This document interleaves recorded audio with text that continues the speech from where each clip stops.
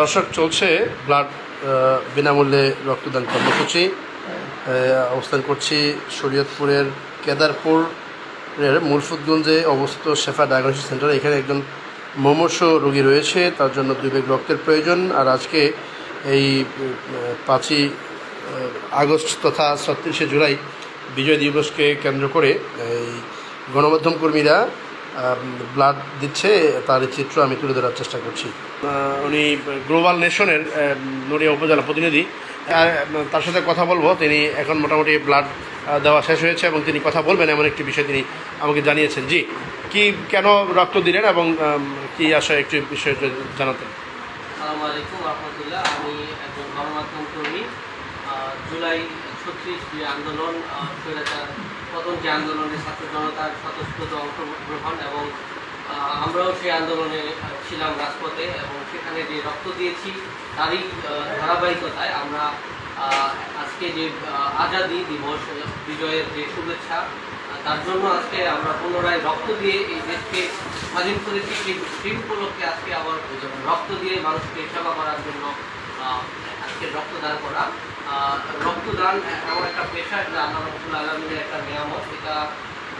এটার মাধ্যমে আমরা জনসেবা করতে পারি। আল্লাহ পাক আমাদেরকে বলেছেন, তোমরা অন্যের সেবা করো, অন্যের সেবার মাধ্যমেই রয়েছে সর্বোচ্চ মুক্তি।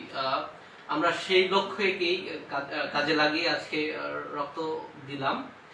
ইনশাল্লাহ ভবিষ্যতেও রক্ত দিব। ইনশাল্লাহ দেশের প্রয়োজনে, জাতির প্রয়োজনে আমরা রক্ত দিব। আপনাদেরকে অসংখ্য ধন্যবাদ। আপনি একটু আগে ব্লাড দিয়েছেন। আসলে আজকে যেহেতু 36শে জুলাই তথা 5ই আগস্ট, 24-এর 5ই আগস্টে এদিনে একজন সরকার যিনি দেশ থেকে পালিয়ে গিয়েছিল, আর সেই বিষয়টি নিয়ে আজকে সারা দেশে কিন্তু আনন্দ হচ্ছে।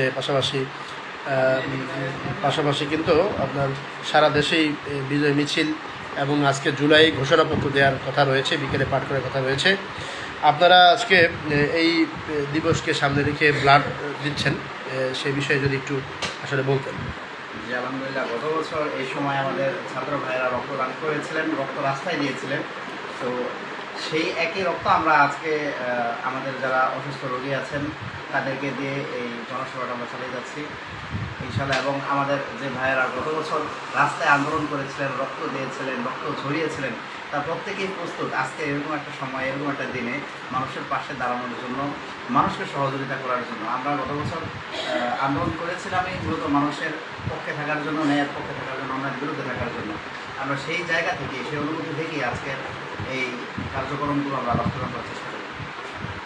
জি, ধন্যবাদ। দর্শক, যিনি একটু আগে ব্লাড দিয়েছেন এমন একজনের কথা আমি শুনছিলেন। তবে রক্ত দান করুন, রাস্তায় ঢেলে নয়, এমন একটি প্রবাদ রয়েছে। মানুষ কিন্তু রোড অ্যাক্সিডেন্ট করে অনেক সময় বেপরোয়া গাড়ি চালানোর কারণে রাস্তায় কিন্তু তাদের রক্তগুলো ঝরে যায়, যেটা মানুষের কোনো কাজে আসে না। আজকে এমন একটি সেই ঘটনাকে উপেক্ষা করে তারা কিন্তু শরীরের রক্ত একজন মুমূর্ষু রোগীকে দেওয়ার জন্য এসছে।